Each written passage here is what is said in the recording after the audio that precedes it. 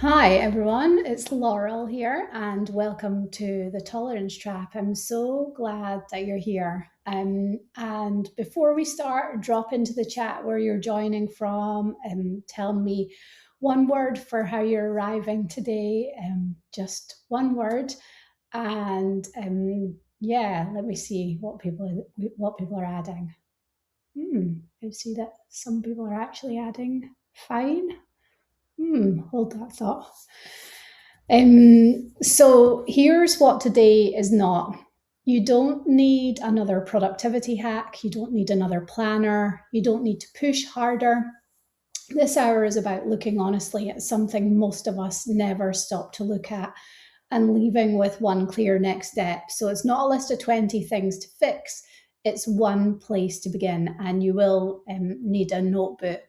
So if you haven't got one, go and grab it now. And if you're watching the recording, um, pause it, and I'll just wait for those that are on live. So let's start with what this whole session is built on. And it's this line: the most dangerous place to be in life isn't unhappy, it's fine. And think about how often you say it. How are you? Fine. How's work? Fine. How are things at home? Fine. And fine sounds really neutral and harmless, even, but most of the time it's not a description, it's actually a shortcut. It's a way of compressing everything you're actually feeling into something socially acceptable, and a way of moving quickly instead of pausing long enough to ask, what am I actually feeling right now? And here's the danger: when you're unhappy, you know something is wrong, and unhappiness demands action. But fine doesn't. Fine is comfortable enough to stay in. So everything becomes fine. Your relationship's fine, your job's fine, and the things that aren't working, you tolerate them. That tolerating has a name, and that's what we're here to interrupt. So this was me. Does this sound familiar? Feeling permanently busy, um, relationships that leave me feeling smaller, um, never putting myself first,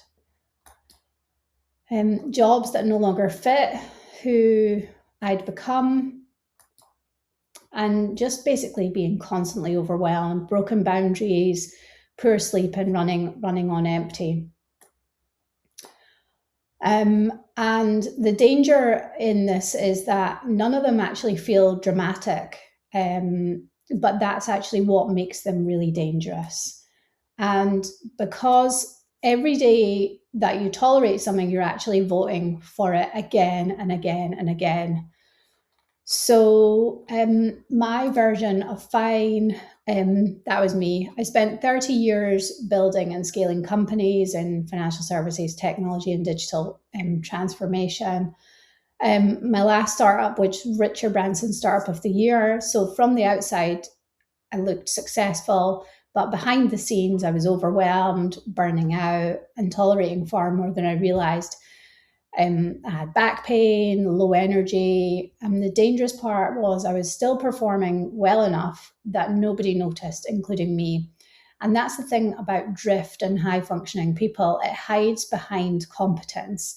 And in my 50s, after burnout, getting sober, and an ADHD diagnosis, I finally started looking honestly at the patterns shaping my life. And I stopped asking how I could cope better with a life that didn't feel right, and started asking what I actually wanted instead. And that question changed everything. And it started with understanding the trap that I'd been living in. So, what is the tolerance trap? The tolerance trap is what happens when something isn't bad enough to force you to change, but isn't good enough to allow you to thrive.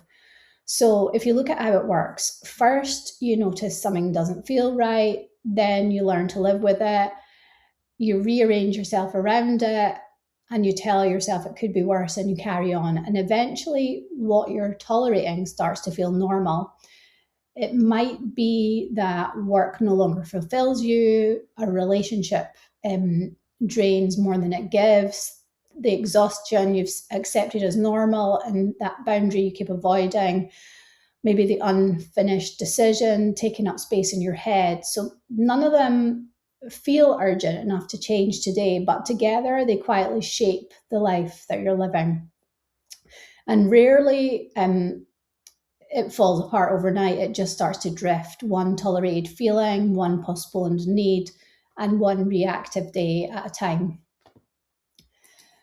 So why do intelligent, capable women stay stuck? And it comes down to two fears: the fear of changing and the fear of staying the same. The fear of changing makes sense. You've built your career, your reputation, a family, a lifestyle, and change feels risky, even when something inside you knows it's time. So you start negotiating with yourself. It's not that bad. Other people have it worse. This is just adulthood. I should be grateful. And slowly, that not bad becomes your ceiling. But the fear of staying the same is there too, that restlessness underneath. And so instead of choosing, we hover, we tolerate, and we drift somewhere between dissatisfaction and disruption. And living between those two fears is exhausting, and believe me. So here's the theory and the truth about standards. The theory underneath the tolerance trap is that most people don't fail because they lack ambition. They fail because they lower their minimum standards, not consciously, gradually.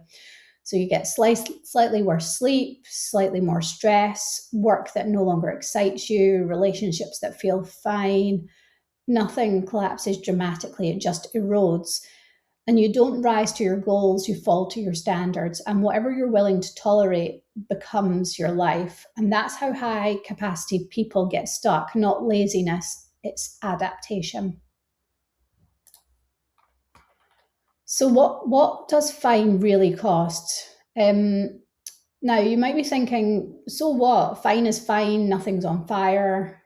Here's what it's actually costing you. Psychologists call it emotional compression, squashing your feelings into one socially acceptable word. But emotions are signals.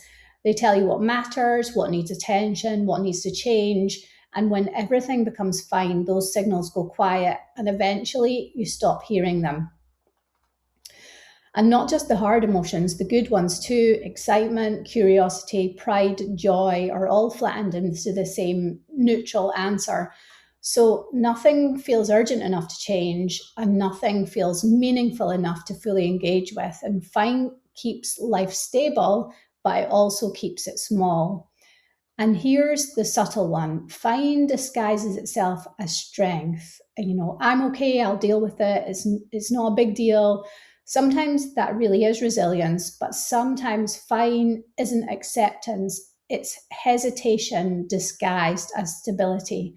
And the more you say, I'm fine, the less you actually notice how you are. And it compounds. Watch the sequence. First, the tolerance trap. You started tolerating things you'd never have tolerated before.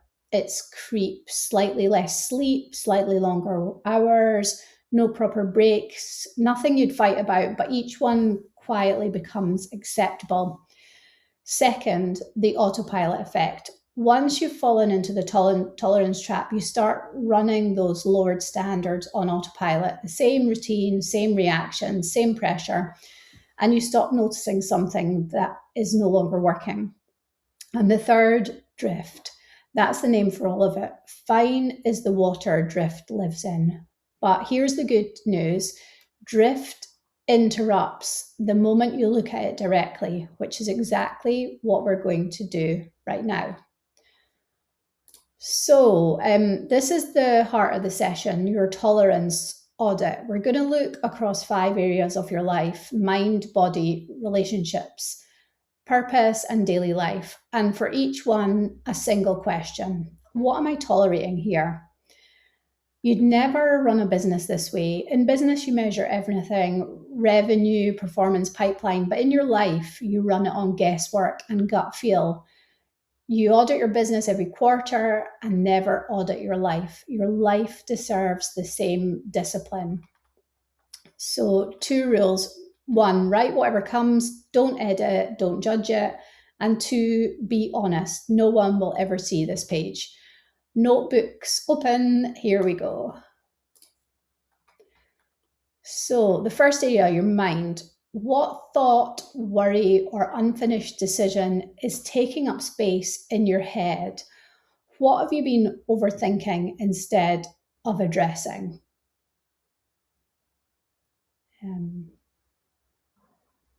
So I'll give you 90 seconds to do that. I will, if you pause the video, if you're on the recording, I will be editing it down, so do a pause here. Second, your body. What have you accepted as normal? The exhaustion, the tension, the poor sleep, the no proper breaks. Your body stores what your mind ignores. What is it storing? Write that down. And pause here if you're on the replay. So the audit part 2, third, your relationships. Which relationship drains more than it gives? Which conversation or boundary do you keep avoiding? Fourth, purpose. Where has your work stopped exciting you? Are you building towards something defined or preserving something familiar? And fifth, in your daily life, what in your everyday routine no longer works but happens anyway? Where do you feel you've disappeared from your own life? Look at your page. How much or little is there? That's your starting data. That's more honesty than most people give their life in a year. Now look at your list and understand what it's really costing you, because the things you tolerate don't remain small. They take up mental space, they drain your energy, and they gradually disconnect you from what you really want. So for the biggest thing on your page, I want you to ask one question and write your answer underneath it. What is the cost of doing nothing? Not this week, over a year, over 5 years. Because nothing collapses dramatically, it just erodes.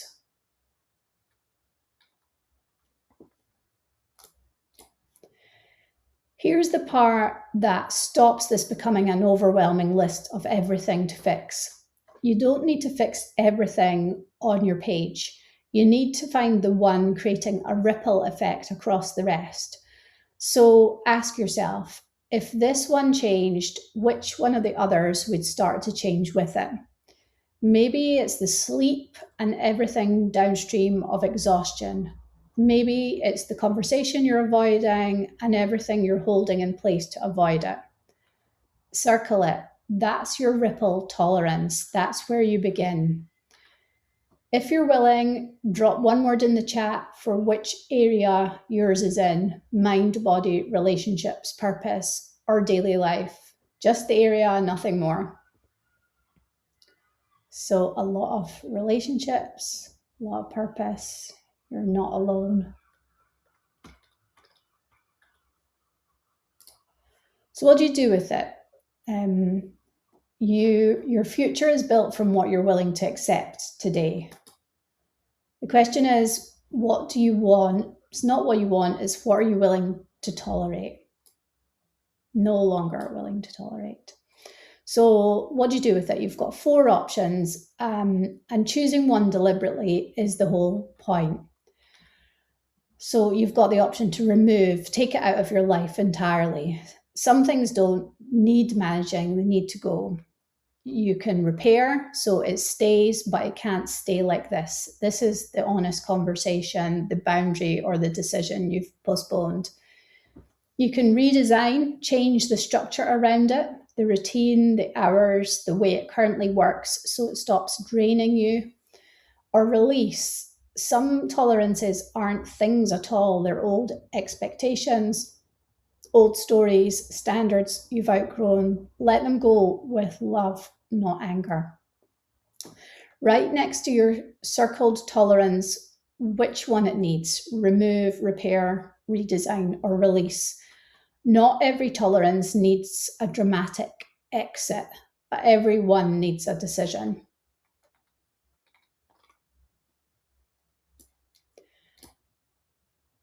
Now we make it real. Don't try to redesign your entire life this afternoon. Start smaller. Ask, what is the next right action? There's 3 tests. Is it small enough to do within 24 hours? It's specific, a message sent, a conversation booked, a thing cancelled, and it's yours, not something you're waiting on anyone else for. Because here's what the science of momentum tells us: confidence doesn't come before action, it comes from action. Every completed step sends a signal to your brain: I'm someone who moves forward. And motivation is unreliable, but momentum compounds. Write your next action down now. One line, something you'll do before this time tomorrow.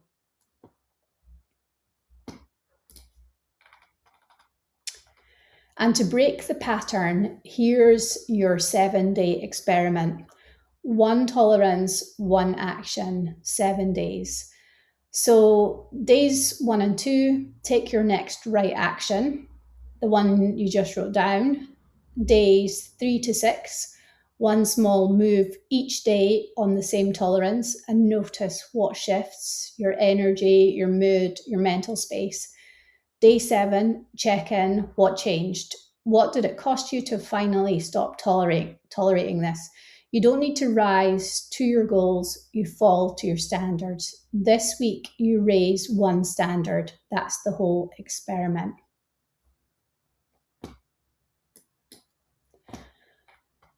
One last question, not what's wrong. You've done that work today. This one: if I stopped tolerating this, what would I be choosing instead? Because desire matters. When everything's fine for long enough, you lose touch with what would actually feel good, what excites you, what energizes you. That desire doesn't disappear, it just becomes quieter. This question turns the volume back up. And notice, this isn't reinvention. You don't need to become someone new. It's recalibration. You need to find yourself again and build from there. Live on purpose, not on autopilot. That's the whole game. And there is a free reset that you can take. It's a 5-minute test on balance.ai/reset. It's called the Balance Reset, and that will tell you where you're at and what you can try next if you want to take that 5-minute reset quiz across your mind, body, relationships, and purpose. And if you want help with what you've found, and if you'd like help, you can book a free call with me and we can look at your audit together, find your ripple tolerance and map out what to remove, repair, redesign, or release, what it actually looks like for you. It's no pitch, it's just a conversation, and that's the link in the chat now, balance.ai/call. That's my one ask, and everyone gets the recording. You don't have to solve your entire life in one afternoon. You only need to pause long enough to hear what it's been trying to tell you and choose your next right action. You've done that today. You know what you're tolerating. You know which one ripples. You know what it needs and what you're doing about it in the next 24 hours. Thank you for showing up and being honest with yourself. That's where everything starts. I'm Laurel. This was the Tolerance Trap. And go and take that next right action. Bye, everyone.